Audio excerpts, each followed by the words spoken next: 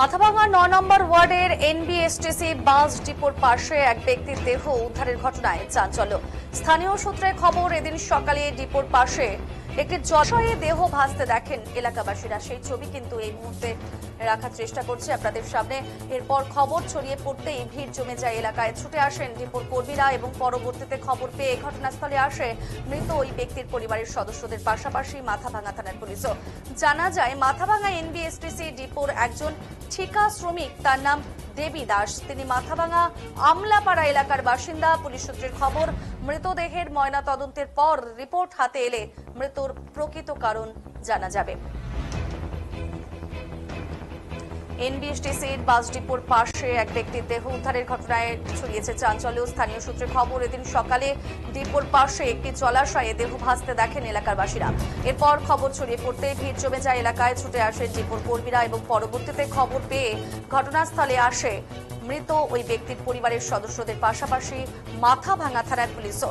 জানা গেছে, মাথাভাঙা এনবিএসটিসির ডিপোর একজন ঠিকা শ্রমিক, তার নাম দেবী দাস। তিনি মাথাভাঙা আমলাপাড়া এলাকার বাসিন্দা। পুলিশ সূত্রের খবর, মৃতদেহের ময়না তদন্তের পর রিপোর্ট হাতে এলে মৃত্যুর প্রকৃত কারণ জানা যাবে। পিসামশাই হয়।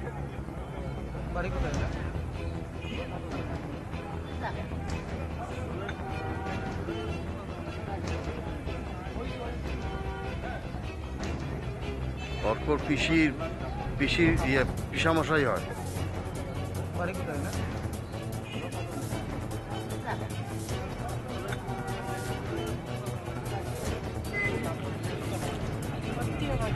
হঠাৎ এটা খবর পেলাম যে একজন পড়ে আছে, পরে এসে দেখি যে আমাদের এক্সট্রা পড়ে আছে দেবীরা। হ্যাঁ, আমাদের সহকর্মী আমরা পাবলিক, আমার বাড়ি আমলাপাড়া ২ নম্বর ওয়ার্ডে। ও কি ঠিকা শ্রমিক ছিল উত্তরবঙ্গ রাষ্ট্রীয় পরিবহনে? হ্যাঁ হ্যাঁ, বহুত বছর থেকে ঠিকা শ্রমিক। ঠিকা শ্রমিক, হ্যাঁ হ্যাঁ। মানে ও হঠাৎ এখানে পড়ে গেল কেন, কি করে? হয়তো শাক উঠাতে আসে, হয়তো শাক উঠাতে হয়তো স্লিপ পেটে পড়ে গেছে বা কিছু হয়েছে ঘটনা।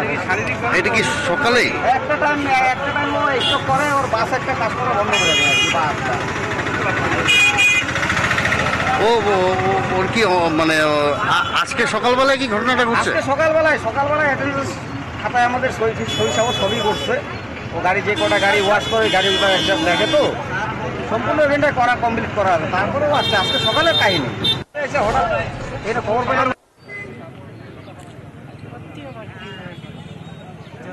এই জলে পড়েছিল ডোবায়।